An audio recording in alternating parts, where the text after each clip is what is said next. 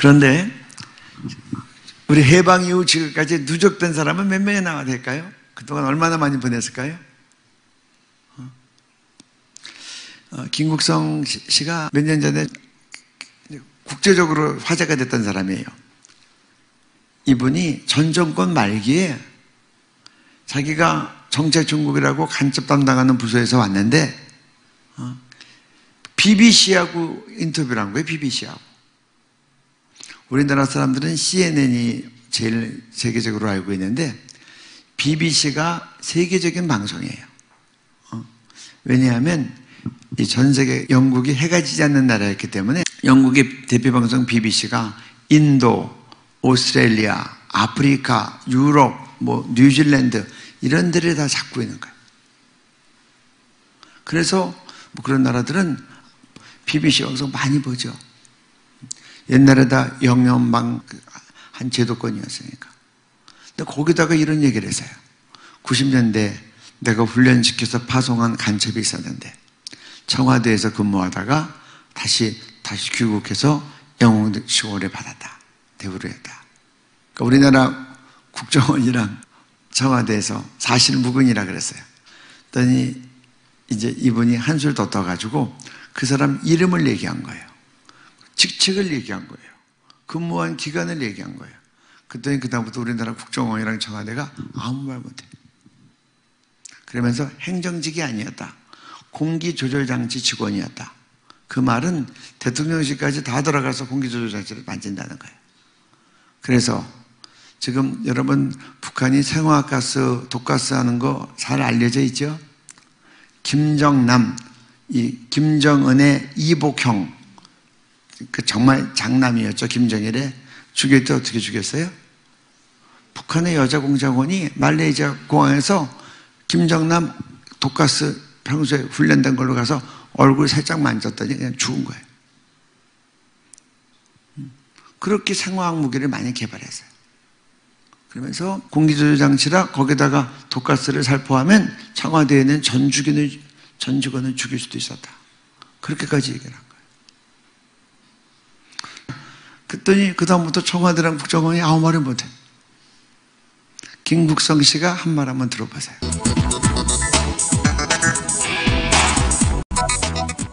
지금 공식적으로 북한의 이 정보기관에 공식 집계된 간첩은요, 해방돼서부터 지금까지 15만 명으로 집계되어 있습니다. 거의 직파간첩이요. 제가 이렇게 말씀드리죠. 2006년도에 대한민국에 파견하는 간첩을 스톱했어요. 다른 말로 말하면 뭐냐 하면요, 간첩이라는 것은요, 매개 국가의 주요 요충기관에 파견해야 거의 정보를 가지고 올 수 있습니다.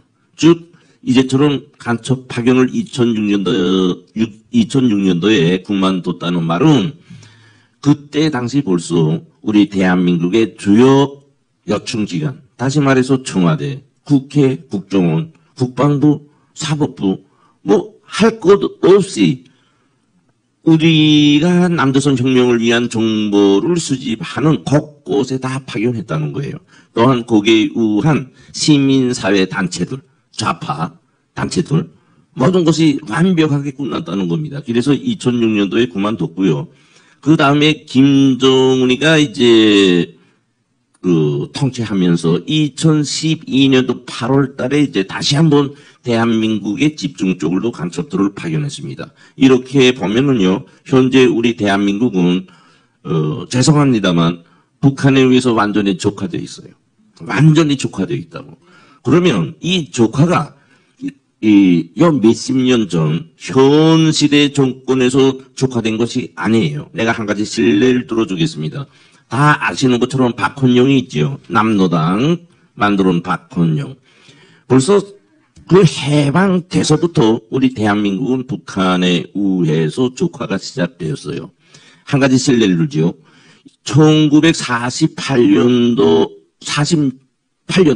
48년도만 해도요, 북한의 강동정치학원이라고 간첩들을 이제 양성해서 대한민국에 파견하는 기관입니다.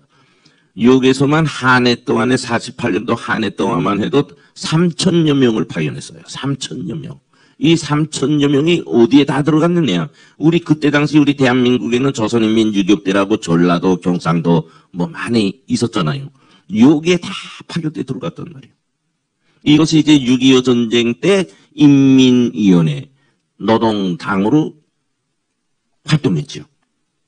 이렇게 우리 대한민국에 적화되는 이 기간은 어제 오늘이 아닌 해방돼서부터 이렇게 오늘까지 끈질기게 무차별적으로 진행된 거예요.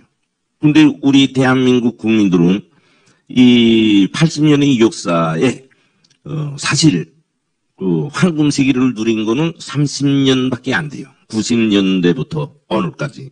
이 30년이라는 기간에 정신적 재보는 잃고 물질적 재보만 얻은 거예요. 이걸 한마디로 말하면 안보 의식이 다 허물어지다시피 했어요. 반대로 저 북한의 저 좌파 세력은 제가 한마디로 정결해 주면 저 좌파는요 노동운동을 하고 인권운동을 하고 이게 기본이 아닙니다. 저거는요 노동당에 의해서 육성되고 자라난 남조선 혁명의 전위투사들이에요. 노동당의 지도를 받는 남조선 혁명의 전위투사들이다. 다시 불순 세력보다 더하지요. 그것들이 지금 난치고 있단 말이에요. 그러니까 균형을 보면요, 우리 보수는 지금 우파는요 대단히 허약하게 무너졌고요. 좌파는요 오늘처럼 저렇게 강해졌어요. 이 좌파의 힘은요 궁극에는 북한 노동당의 힘입니다. 따라서 우리는 진짜 깨어나야 돼요. 깨어나야 돼요.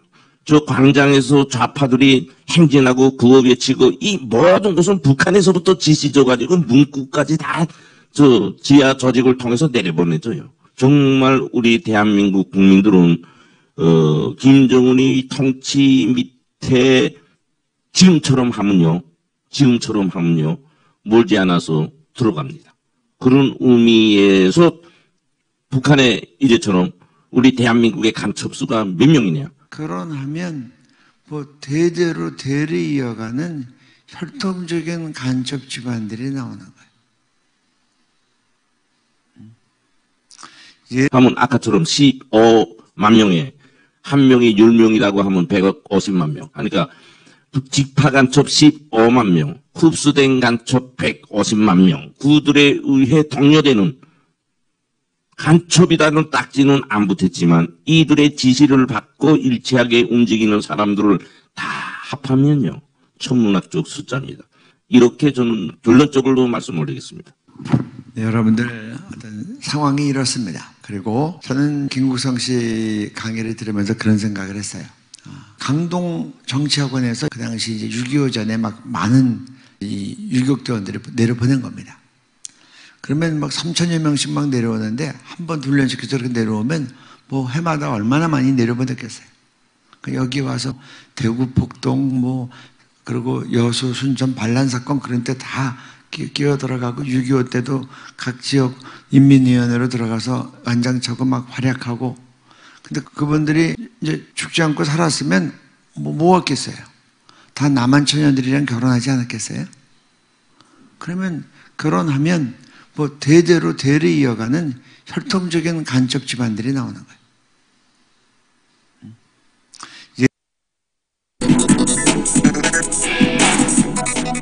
지금 공식적으로 북한의 이 정보기관에 공식 집계된 간첩은요, 해방돼서부터 지금까지 15만 명으로 집계되어 있습니다. 그 직파 간첩이죠. 제가 이렇게 말씀드리죠. 2006년도에 대한민국에 파견하는 간첩을 스톱했어요. 다른 말로 말하면 뭐냐 하면요, 간첩이라는 것은요, 매개 국가의 주요 요청 기관에 파견해야 거의 정보를 가지고 올 수 있습니다. 즉, 이제처럼 간첩 파견을 2006년도에 그만뒀다는 말은 그때 당시 벌써 우리 대한민국의 주요 요청기관, 다시 말해서 청와대, 국회, 국정원, 국방부, 사법부 뭐 할 것 없이 우리가 남조선 혁명을 위한 정보를 수집하는 곳곳에 다 파견했다는 거예요. 또한 거기에 의한 시민사회 단체들, 좌파 단체들 모든 것이 완벽하게 끝났다는 겁니다. 그래서 2006년도에 그만뒀고요.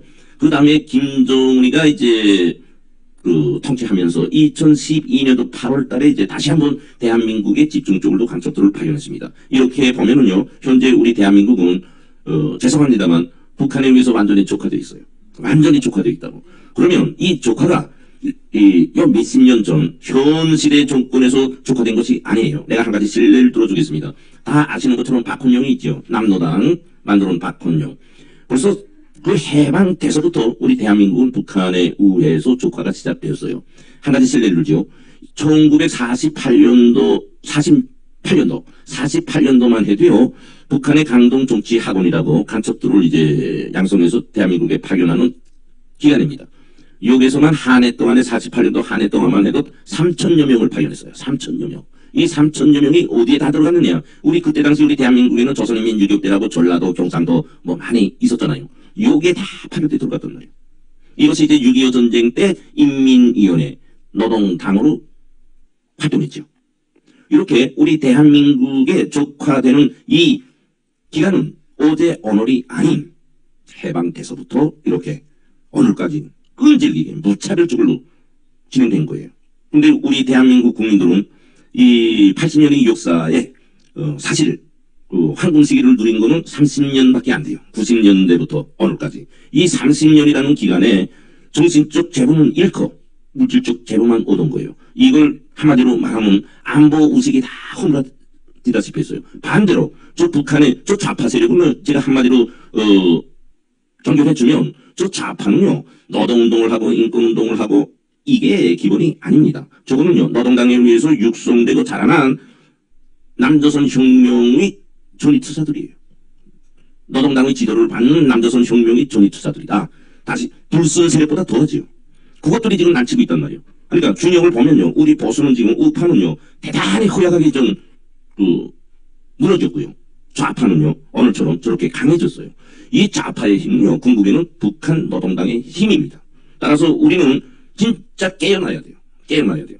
저 광장에서 좌파들이 행진하고 구호 외치고 이 모든 것은 북한에서부터 지시 줘가지고 문구까지 다 저 지하 조직을 통해서 내려보내줘요. 정말 우리 대한민국 국민들은 김정은이 통치 밑에 지금처럼 하면요 멀지 않아서 들어갑니다.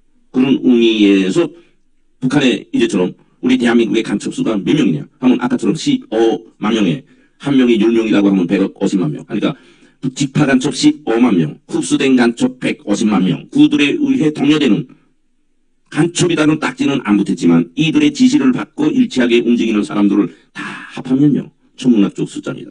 이렇게 저는 결론적으로 말씀을 드리겠습니다. 행정소송을 준비하고 있고 또 아까 국가재정법 64조의 부족한 부분에 대해서 헌법소원을 준비하고 있고 그리고 저는 문재인, 장원성, 박농우 고발했습니다. 감사원 왜냐면은요 다음 시간에 또 한번 했으면 좋겠는데 장하성 씨가 한국자본주의 책에다가 이걸 다 써놨어요. 써놓고 그대로 그 말을 김영수가 얘기를 또 했어요.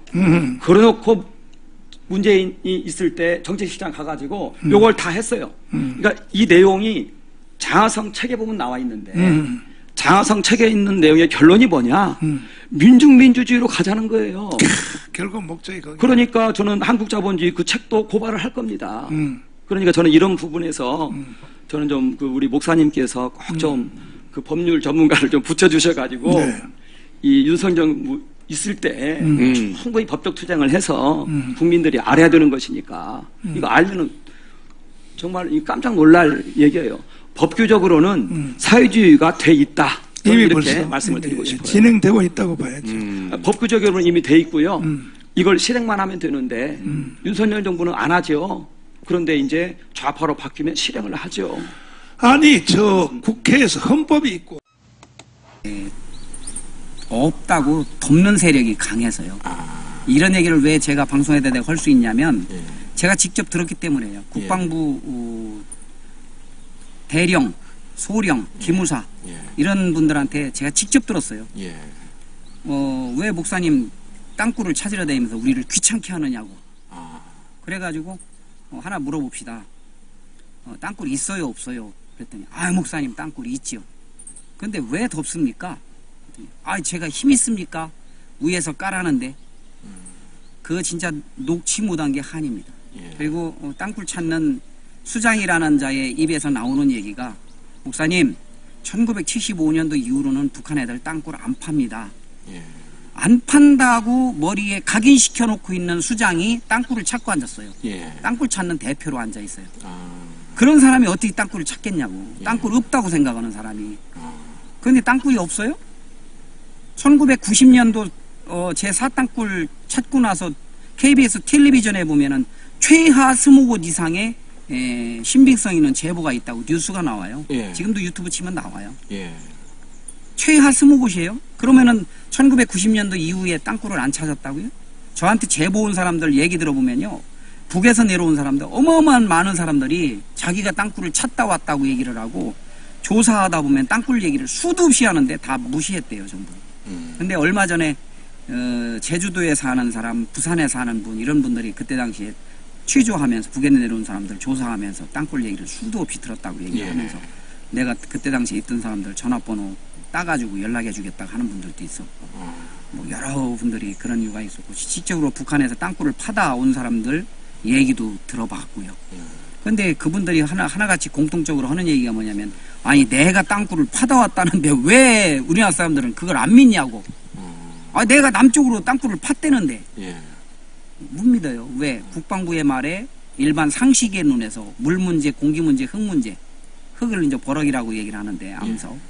근데 공기는 그 멀리까지 어떻게 공기를 하느냐? 물은 또 북으로 흘러내버려보려면은 장거리가 갈 수 없다. 뭐 이런 유의 얘기들을 쭉 하는데 과학적으로 보면요 다 할 수 있는 방법이 있고 그래서 제가 땅굴 얘기만 한마디만 말씀드리면 땅굴을 찾는 데 있어서 우리 국민들의 일반적인 상식선에서 땅굴을 해서 그러면요 100점 100패입니다. 아니 피아노 못 치는 사람도 3년간만 피아노 만지작거리면서 계속 놀아버리면 피아노 어느 정도 칠 텐데 6, 70년간을 땅굴을 파고 지하에서 놀았다 그러면은 할 수 있는 능력이 무궁무진할 거 아니에요. 근데 우리는 해보지도 안 하고 정주영 회장님 말씀대로 임자 해보기나 했어? 이런 식으로 얘기를 하잖아요. 해보지도 안 하고 무조건 없대. 찾아보지도 안 하고 없대. 그런데 지하에서 왜 드릴 소리가 나고 폭음 소리가 나고 사람 웅성거리는 소리가 나냐 이 말이에요. 뚫으면은 갑자기 암반이 쫙 나오다가 갑자기 2, 3m의 암반이 없는 공간이 막 나오고 여기가 강원도 정선이에요? 제천이에요? 평창이에요? 지하에 공간 있는 그런 땅이에요? 아니거든요. 화강암 지역 이런 데는 공간이 있을 수가 없는 집안 형성이라고 얘기를 하는데 그런데 공간이 인천에서 나온답니다. 여튼 지금도 시청자분들한테 들려드릴 수는 없지만은 소리가 계속해서 납니다. 이거는 제가 볼 때는 불량 땅굴하고 연관성이 있다고 볼 수가 있습니다. 오전 11시 35분 계지창 뒷산 녹음을 시작합니다.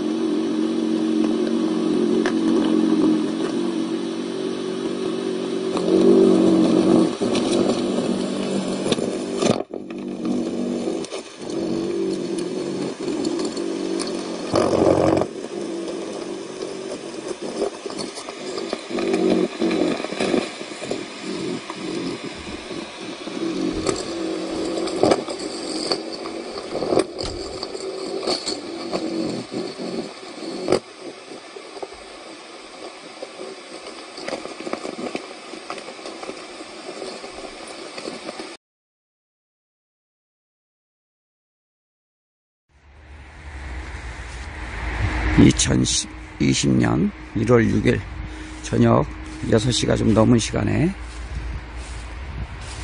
녹취를 거들어 왔습니다. 밖에는 비가 부실부실 내리고 날씨는 약간 서늘하긴 하지만 그렇게 춥지는 않습니다. 녹취를 걷어서 어저께 이곳에 있는 두 구멍의 녹취 속에서는 상당히 많은 폭음 소리가 연이어서 며칠째 지금 나오고 있습니다. 이곳에 비가 온다고 그래서 비닐을 많이 덮고 준비를 해 놓았습니다. 이곳을 파서 녹취를 걷어보도록 하겠습니다. 산속에는 상당히 어둠이 짙게 깔려오기 시작합니다. 이곳은 인천 계양구입니다. 녹취록을 교체 작업을 하겠습니다.